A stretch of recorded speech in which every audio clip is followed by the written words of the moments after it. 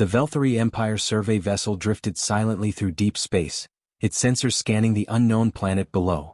Commander Thane stood at the bridge window, his tall frame casting shadows across the control panels. The planet should not exist in their records as habitable, yet something was down there.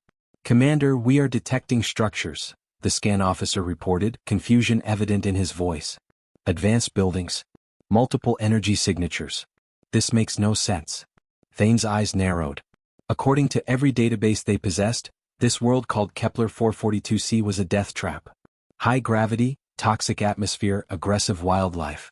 Nothing should survive here, let alone build cities. "Prepare the landing team," Thane ordered. "Full protective gear. Assume hostile environment." The shuttle descended through thick clouds, breaking into clear skies above a vast valley.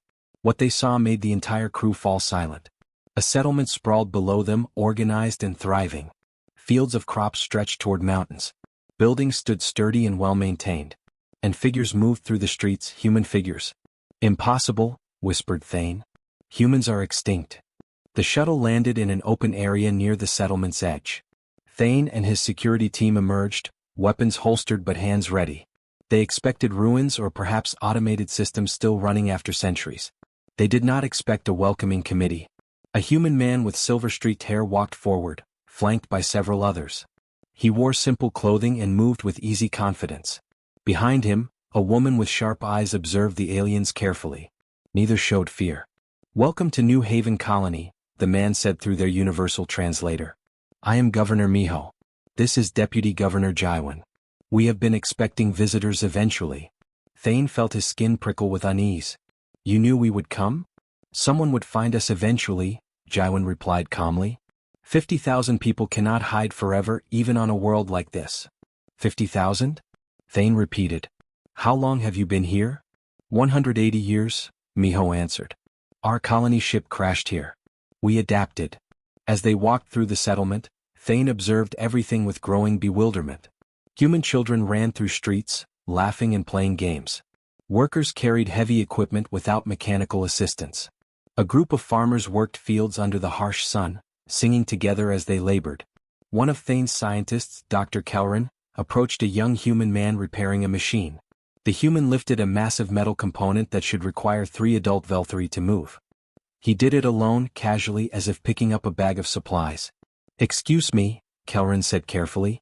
"That object must weigh 50 kilograms minimum. Are you using hidden augmentation?" The young man, who introduced himself as Juno, laughed. "No augmentation. Just muscles and practice. My sister Hiren can lift even more. She works in the mines." Kelrin made rapid notes on his data pad, his hands trembling slightly. Inside the governor's residence, Miho served them drinks made from local plants. The building was carved partially into the mountain itself, using the natural rock for support and insulation. "Commander Thane," Miho began seriously. "Does your empire still believe humanity is extinct?" "Yes," Thane admitted. "Earth was destroyed 200 years ago. All records indicate total extinction." "The records are wrong," Jaiwan said quietly. "Some of us escaped. Most were hunted down.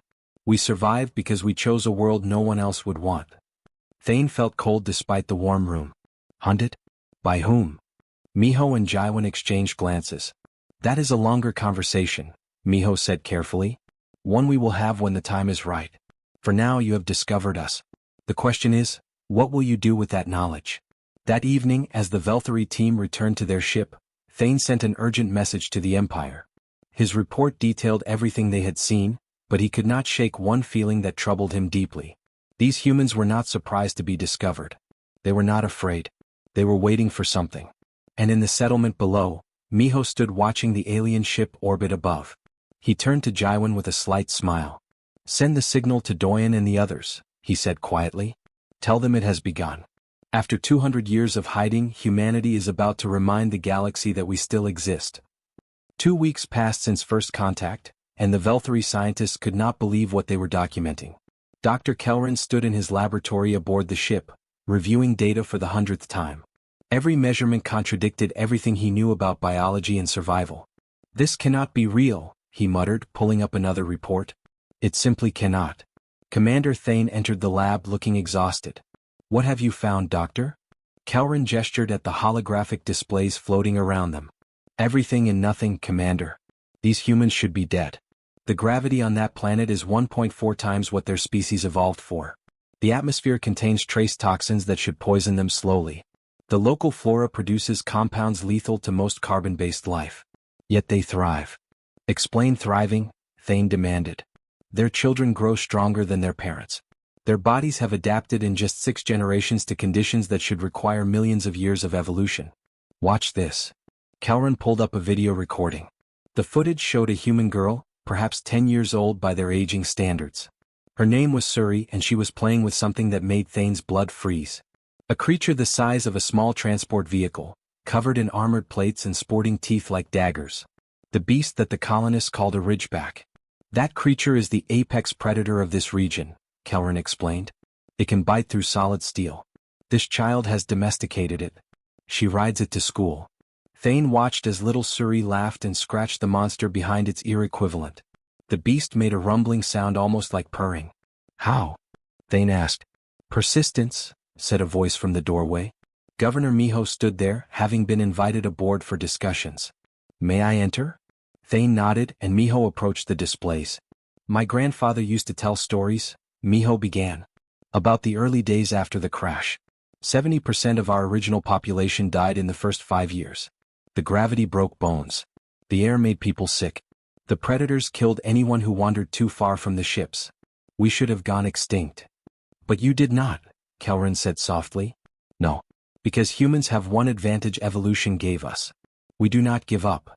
Miho pointed at the image of Suri and her ridgeback. That girl's great-grandmother was the first person to realize these creatures respond to patience and food. It took her 3 years of daily attempts before one let her approach. Now we breed them as companions and guards. Over the following days, the Velthari team observed more impossibilities. They watched a human construction crew building a new residential block. The workers moved massive stone blocks using simple pulleys and coordinated effort. When a support beam began to collapse, a man named Taeyong caught it barehanded, holding the weight while others secured it. His arms shook with effort but he did not drop it. Incredible, Dr. Kelrin whispered, recording everything. They visited the agricultural zones where a woman named Yunji explained their farming methods. The soil here is toxic, she said cheerfully, kneeling in dark earth. So we mixed it with organic waste from our settlements and introduced bacteria from Earth. Took 40 years of experimentation, but now we grow 3 harvests annually. 3? Kelrin sputtered.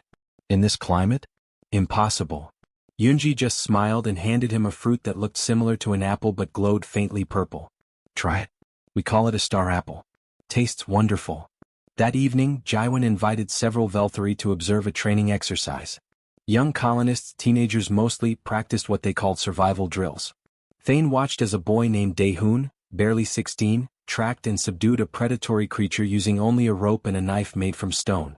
We teach this to everyone, Jaiwan explained. At age 12, every child spends 1 week alone in the wilderness. They must survive using only basic tools. If they return, they become full adults in our society. And if they do not return? Thane asked quietly. Then we learn from their mistakes and teach the next generation better, Jaiwan replied. Her voice held no cruelty, only practical acceptance. Dr. Kelrin pulled Commander Thane aside later that night. Sir, I have completed my analysis. These humans are not just surviving. They are evolving in real time. Their bodies are adapting at a rate that should be genetically impossible. In another 50 years, they will be a completely different subspecies optimized for this world. What does that mean for us? Thane asked. It means, Kelrin said slowly, that humanity's greatest weapon is not technology or firepower. It is adaptation. They change to fit their environment faster than any species in recorded history. Commander, if humanity could do this on one hostile world, imagine what they could do across an entire galaxy.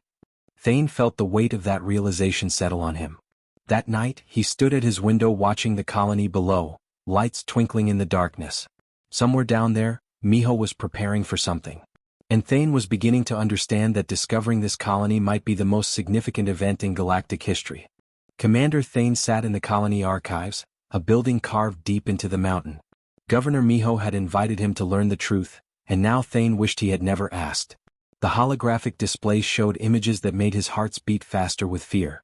This is Earth, Miho said, pulling up an image of a blue and green planet. Beautiful, was it not? 3 billion humans called it home. Then, 400 years ago, we reached the stars. The images changed, showing human ships exploring space, establishing colonies on nearby worlds, making contact with other species. Everything looked peaceful and normal. We were excited, Miho continued. We thought we would join the galactic community as friends. We were wrong. The next image showed a massive fleet of ships. Thane recognized the designs immediately. His blood ran cold. The confluence, he whispered. Yes, Jaiwan said, standing beside them. The alliance of elder races that controls most of the galaxy. They came to Earth not as friends but as judges. They said humanity was expanding too quickly. They said we were too aggressive, too adaptable, too dangerous. Miho pulled up a document, an official declaration written in multiple languages. They gave Earth an ultimatum. Stop all space exploration. Abandon all colony worlds. Submit to confluence oversight and population control. Accept limits on technology development. Basically, they demanded we stop being human. And Earth refused, Thane said, already knowing the answer. Of course we refused, Miho replied, anger creeping into his voice. We had done nothing wrong. We had attacked no one. We simply wanted to explore and grow like every other species. But the confluence saw something in us that terrified them. The holographic display changed to show battle footage. Thane watched in horror as confluence warships bombarded Earth from orbit. Cities burned. Oceans boiled. Billions died in days. They called it a necessary intervention, Jaiwan said bitterly. They told the galaxy that humans had become violent and threatened peace. They hunted down our colony ships one by one. Out of 200 vessels that escaped Earth, only 37 survived. How did you escape? Thane asked. We went dark, Miho explained. This ship, the Hope's last breath, disabled all transmitters after leaving Earth. We traveled in complete silence for 20 years, searching for a world no one else would want. When we found Kepler 442c, a death world too hostile for normal colonization, we knew it was perfect. We crashed deliberately to destroy our engines and any technology that might emit signals. Thane stood and paced the room, his mind racing. Why are you telling me this? If the confluence discovers you are alive. They already know, Jaiwan interrupted. Or they will soon. Your report to the Velthari Empire was intercepted and copied by Confluence intelligence networks. We detected the data breach 3 days ago. Thane felt sick. Then you are doomed. The Confluence fleet will come in. And we are ready, Miho said calmly. Ready? Thane nearly shouted. You have 50,000 people with primitive weapons against the most powerful military alliance in the galaxy. How can you possibly be ready? Miho smiled, but it was not a happy smile. Commander, let me show you something. He pulled up a star map. Red dots appeared across multiple sectors, 37 in total. These are the other human colonies. All hidden. All thriving. All connected through a communication network the Confluence never detected. We have been coordinating for 50 years. Coordinating what? Thane asked, though he feared the answer. Survival first. Then documentation. Then justice. Jaiwan activated another display. It showed thousands of files. Every Confluence war crime. Every species they have oppressed. Every lie they told to maintain control. We have spent 2 centuries gathering evidence. And now, thanks to your discovery, we finally have our moment. Thane stared at them. You wanted to be found. Not wanted. Needed, Miho corrected. We needed a witness from a neutral species. Someone who could verify our existence and our claims. The Velthari Empire has a reputation for honesty and honor. Your testimony will matter. You are going to reveal everything, Thane said, understanding flooding through him. Yes, Miho confirmed. When the Confluence arrives to destroy this colony, the entire galaxy will be watching. Every species will see what they do to survivors who only wanted to live in peace. And every species will learn the truth about what happened to Earth. Thane returned to his ship that night with a data chip containing copies of everything.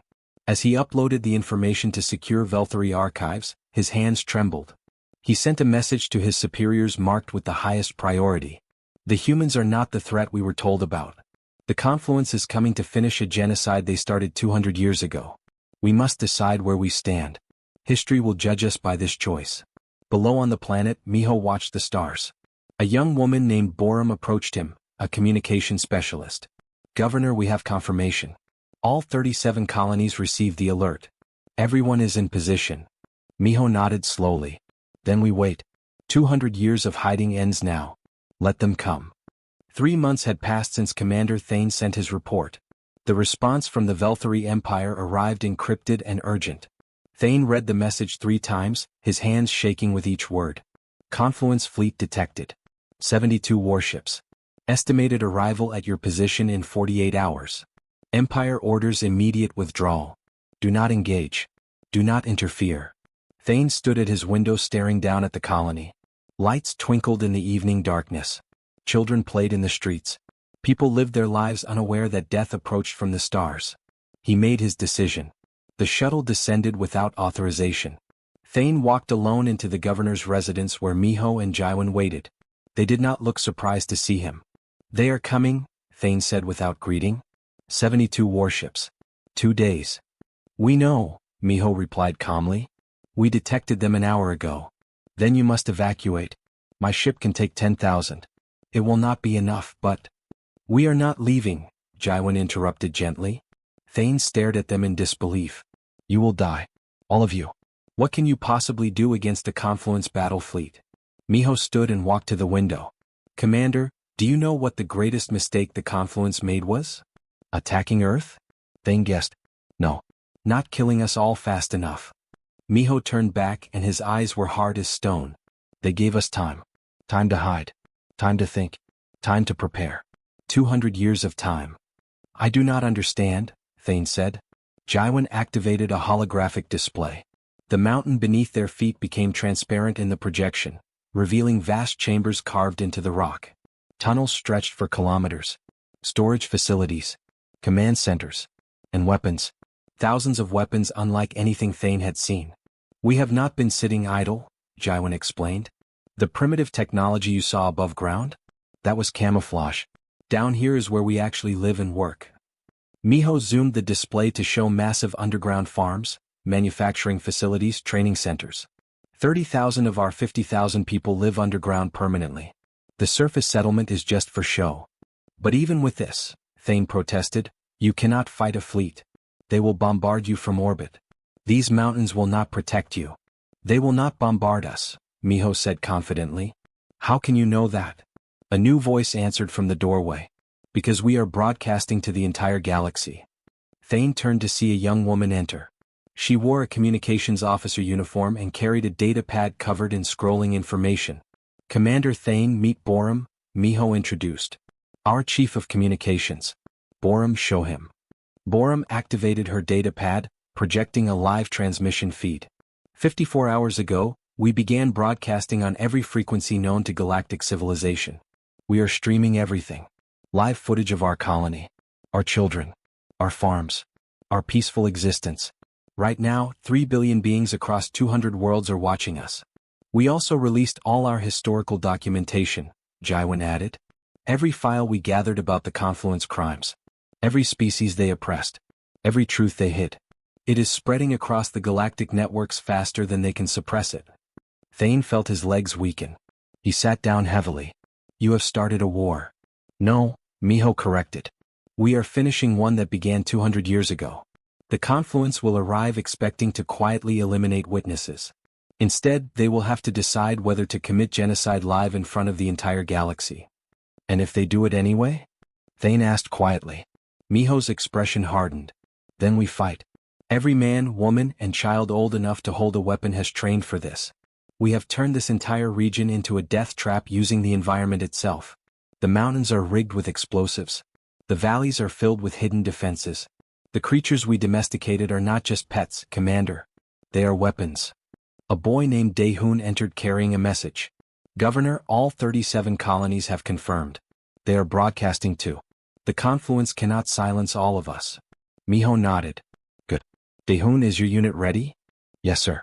Team Hawk is positioned in the northern passes. We will make them bleed for every meter. After the boy left, Thane looked at these humans with new understanding. You are not planning to win. You are planning to make the cost so high that others will rise up. Exactly, Jaiwan confirmed. We are the spark. If the Confluence attacks us, species across the galaxy will see that they could be next. Fear will turn to anger. Anger will turn to rebellion. And if the Confluence retreats? Thane asked. Then we have won something even better, Miho smiled. We will have proven that humans still exist, still resist, and cannot be erased. Either way, the age of confluence control ends here. That night, Thane stood before his crew. I am staying with the humans. Anyone who wishes to leave may do so without penalty. But I will not abandon innocent people to slaughter. One by one his crew members stood. We stay too, they said. On the planet below, Governor Miho addressed his people in the main cavern. 50,000 voices fell silent as he spoke. Tomorrow they come. We do not know if we will survive. But we know this, humanity will never hide again. We have lived in shadows long enough. Tomorrow the galaxy remembers that we exist. And that we do not surrender. The cavern erupted in determined voices. Not cheers of joy but roars of defiance. Above them, stars began to fill with arriving ships. The Confluence fleet emerged from hyperspace, weapons armed, ready to finish what they started 2 centuries ago. But this time the galaxy was watching. The Confluence fleet arrived like a storm of metal and fire. 72 warships hung in orbit above Kepler 442c, their weapons charging with deadly light. Admiral Vornak commanded the fleet from his flagship, confident this would be a quick operation. Scan the surface, he ordered. Locate all human settlements and prepare orbital bombardment. His sensor officer hesitated. Admiral, we are detecting unusual activity. Multiple communication streams are broadcasting from the planet. And sir, they are being received across the galaxy. Vornak's face darkened. Jam all signals immediately. We cannot, sir. They are using too many frequencies. Some are even bouncing off natural cosmic phenomena. It would take days to block them all. On the planet's surface, Governor Miho stood in the main command center deep underground. Screens surrounded him showing the fleet above and thousands of viewers across the galaxy watching their broadcast. This is Governor Miho of New Haven Colony, he spoke calmly into the camera.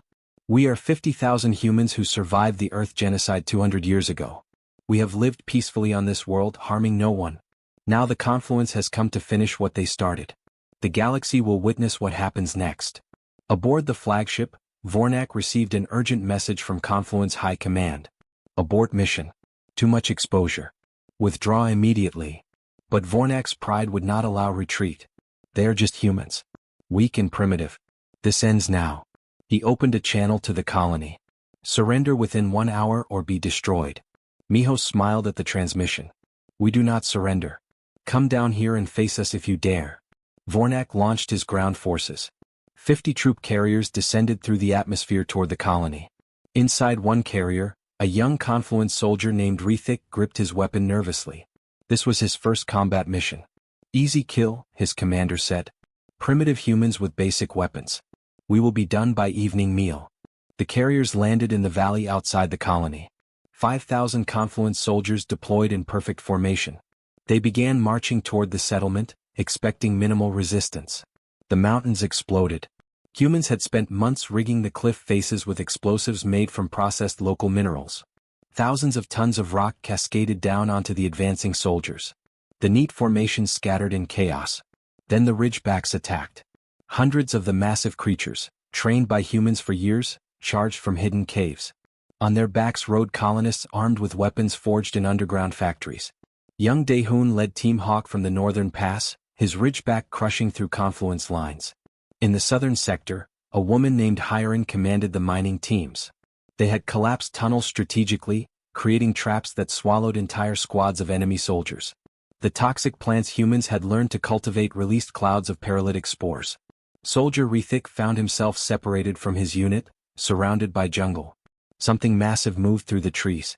He raised his weapon but hesitated. A human child, a girl no older than 10, emerged riding a predator that dwarfed his transport carrier. You should leave, little Suri said simply. This is our home. Rethik ran. Aboard his ship, Commander Thane monitored everything. His vessel, along with 12 other Velthari ships that had arrived in support, positioned themselves between the Confluence fleet and the planet. This is Commander Thane to Admiral Vornak. You are committing genocide before 3 billion witnesses. And this now. Other ships began arriving. Species from across the galaxy, inspired by humanity's defiance, jumped into the system. Not to fight but to observe and record. The Confluence could not fire on all of them without declaring war on half the galaxy. On the ground, the battle lasted 6 brutal hours. The Confluence forces, trained for conventional warfare, could not adapt to the guerrilla tactics humans employed. Every tree could hide a sniper. Every cave could contain an ambush. The humans fought with desperate ferocity, defending their home meter by meter. Finally, Vornak ordered retreat.